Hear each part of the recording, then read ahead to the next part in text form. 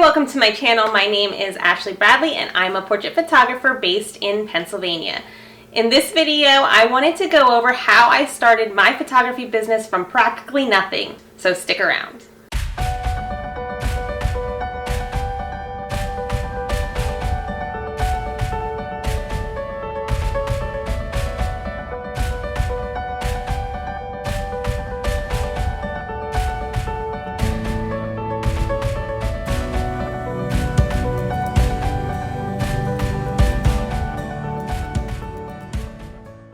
Alright, so let's get to it. So first I wanted to give a little background of myself. As I mentioned before, I'm a portrait photographer. I am based in Pennsylvania. But I was not always a portrait photographer. Actually, I went to school for baking and pastry and was actually a pastry chef for 14 years of my life before finding my passion for photography. What had actually happened is I decided to leave the food industry when I was pregnant with my son. I had my daughter previously and I actually missed a lot of her milestones in her life just because the food industry is extremely demanding and I was working like 60 to 80 hours a week, which was not ideal when you are a mother or have a family.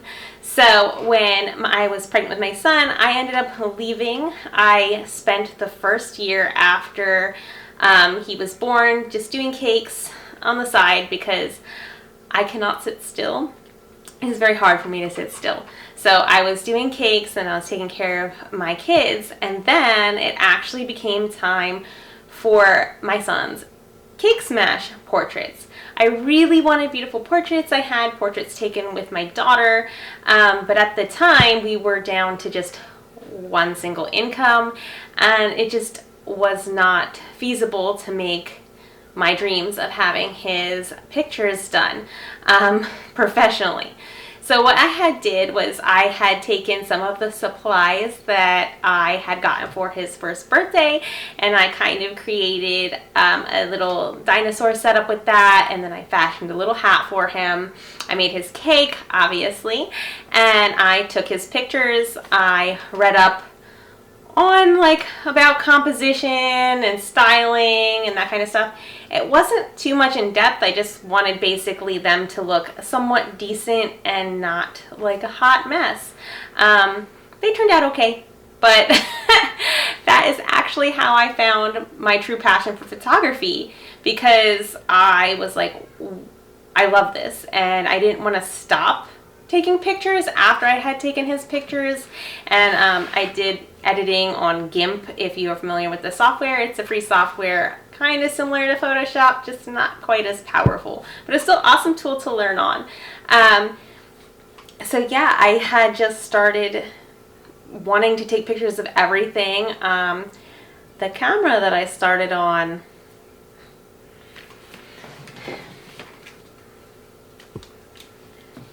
this was my first camera. This is a point-and-shoot camera. This is the Nikon Coolpix B500. This is what I started on. I had actually bought this camera for my husband for Christmas one year because he loves hiking and is very into nature. He also has a YouTube channel if you want to check him out. He is Creek Geek. Anyway, so this was his camera that I bought him. This is what I took my son's cake smash pictures with, and then this is kind of what I just started taking pictures with. It's probably the equivalent of like an iPhone right now. Maybe, I don't know if an iPhone has a good zoom on this though, but this has pretty good zoom. You can't change the lenses. Obviously, you can't change your f-stop, you can't change your shutter speed, you can't. It was good for practicing composition and you know, coming up with ideas. But yeah, so I had pretty much started with this. As I had stated, I pretty much started with nothing. So like I said, we were a single income family. It wasn't a single high income family. We were pretty low middle class. Budgets were very small. So the way I had to grow things, I had to be super creative. I also don't have super good credit, so when I had started, I couldn't even open up a credit line or take anything out, and those were for some reasons that were out of my control why that had happened. But unfortunately, I was unable to take out a loan or, you know, open up a credit card and be able to put things on a credit card. So I had to be really I don't want to say frugal, really resourceful with how I was going to grow my knowledge of photography and grow my business. So I had started with the cool pics. And then what had happened was we had gotten our tax return shortly after. So this was in January. So I only photographed with this for like 2 months. So that wasn't terrible. So when my husband got his tax return, he had bought me my very first DSLR camera, and that was the camera that I had used for a whole year. Okay, so this was my very first DSLR. This is the Nikon D5500. It came with a used 50mm lens because we picked this up on eBay used for $400, and that is what, you know, I started with, was a $400 camera. And I used this for a really long time, and then the autofocus system kind of went on it, and then I bought the camera I'm filming with now, which is the D7500. So I had used the D7500 for that first year. In that first year, I didn't really invest in education. I was delusional and was like, I'm amazing, I don't need education. I don't recommend that. It will take you much longer to get to where you want to go. So that first year, I was pretty much going to Dollar Tree, Walmart, and every session I would just invest a little bit of money into props. And what I would do is I would go to Walmart. They have like a fabric remnant section. I would grab the fabric remnants, and then I would make a fabric backdrop and a wrap from that. Cost me about like $2 to $4 depending on the remnant. All it needs to be is just super stretchy, and it needs to be at least 3 yards. I became quite resourceful with that. I think that it was easier for me because I have a artistic background, and I've always really loved crafting, and I was a whiz at home ec, so I am able to sew as well. So I would take these $4 remnants and I would make, you know, the wrap, the backdrop, outfit, headband, hat. Like, I would just slowly build everything up. Now, obviously, the quality of the stuff that I was using wasn't the greatest. And you can kind of tell that, you know, obviously I wasn't that great because I had not invested in education. So a year after that, I had purchased my second camera again, which is the one I am currently filming with. So third camera, not second. And after then, that is kind of when I was like, I needed to invest in education because my newborn photography, like, the eye was there, like I had an eye for it, but like the techniques and stuff was just not there. Lighting was not good. It was not good. So I had worked with natural light my entire first year. Natural light is free as long as the sun is up. So that was a great way to start my photography and just understanding light. So the first workshop that I invested in was Kelly Brown's newborn lighting workshop, and I could see dramatically how much that taking that online workshop had really changed my newborn portraiture. So then I was like, okay, well, I should really be investing in my education.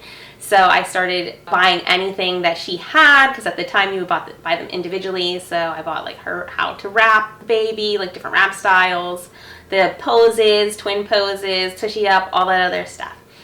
So in that entire second year of my business, as soon as I started getting things up and running, we went into lockdown because it was 2020, and that was not such a fun time for anybody. But when we got out of lockdown, like, I practiced the entire lockdown. I would practice on a little teddy bear.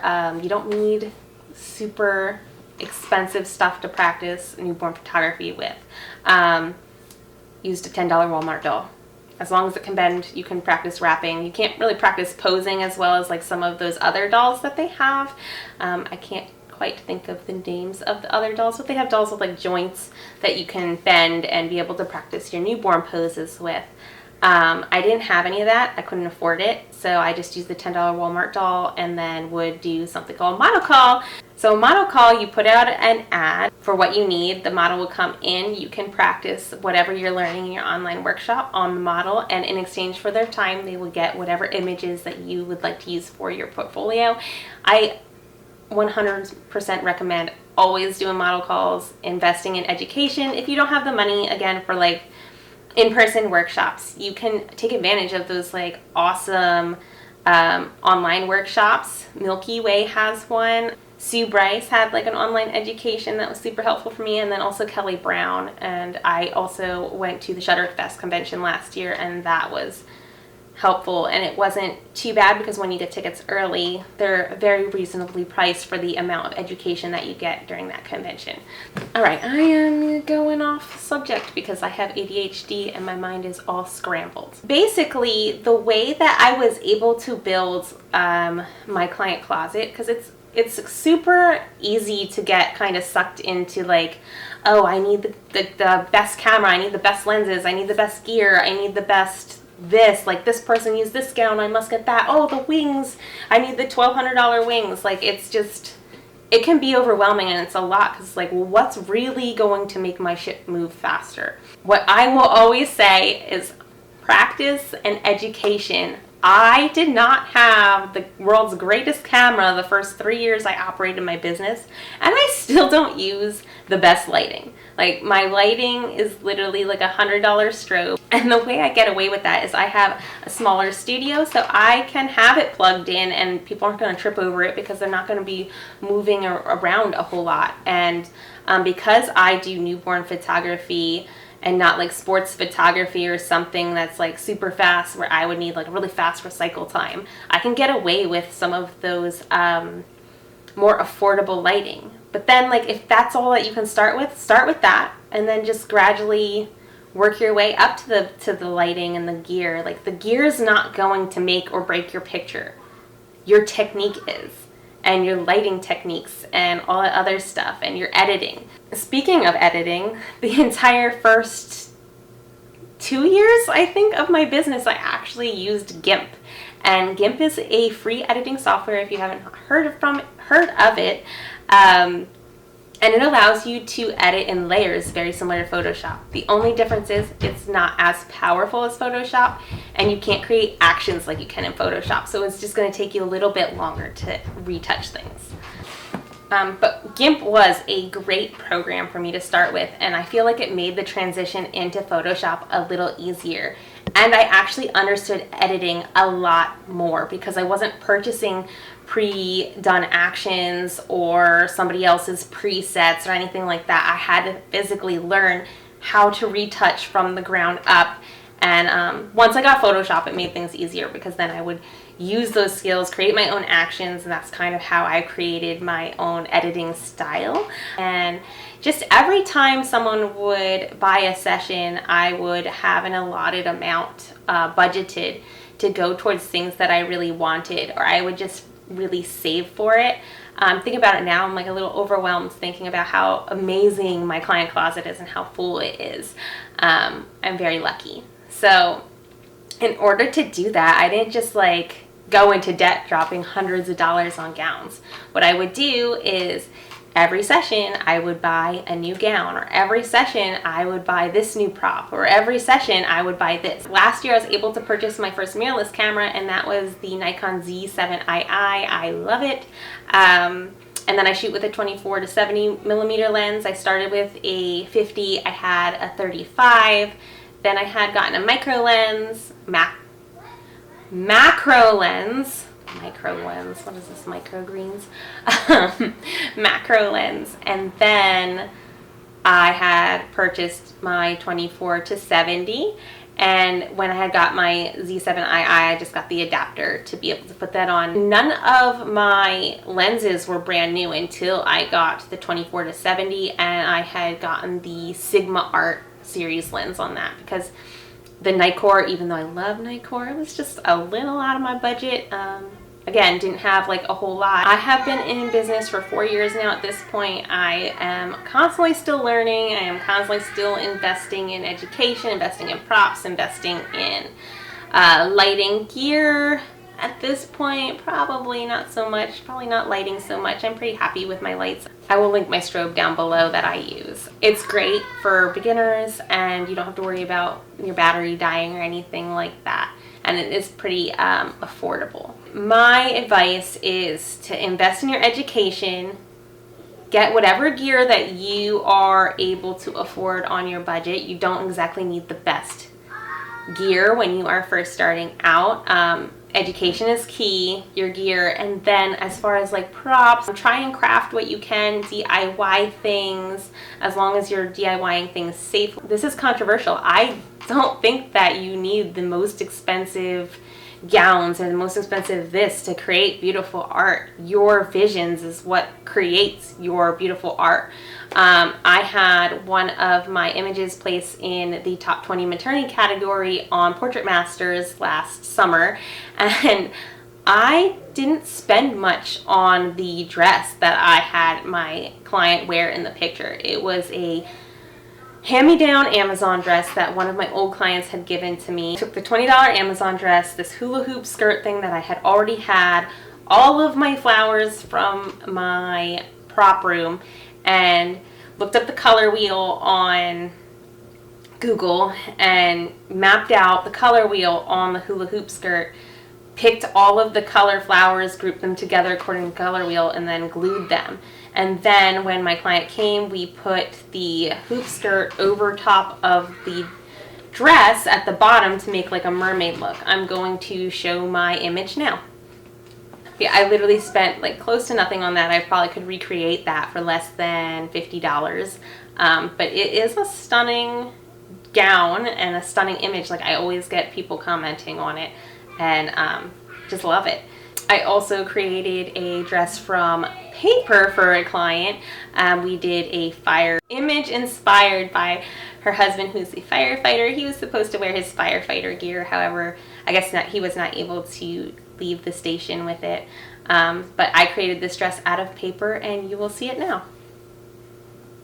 And lastly, those fabric images that you see, like, fabric can get really expensive. I think 5 yards of fabric can run anywhere between like $70 to like $100, and it's just a piece of fabric. So when I first wanted to recreate those flowy fabric images, I actually just purchased a sheer curtain. It was a sheer curtain like you put on like sconces. I bought it for $12 and I still use it today because it still looks good, it photographs good. The only thing is it was pretty budget friendly. So here is a image with the sheer curtain. Alright guys, so I guess what I am just saying is you do not need to invest a lot of money to start your photography journey. All you need is your passion, your creativity, and it will take you super far for where you wanted to go. I hope you enjoyed this video. I hope that this has motivated you to start your photography business if you were on the fence or if you were unsure of how to get all those like amazing props or amazing gowns, like how to go about doing that just slowly. If you don't have the funds, it will take you longer to get there, but just be patient with the process. If you've enjoyed this content, make sure to check out any of my other videos. You'll see behind the scenes of me actually photographing as well as the final results. Please like and subscribe to my channel, and I will see you hopefully next Tuesday. Take care guys, and enjoy the pictures that I'm about to show you of my first pictures compared to my last pictures.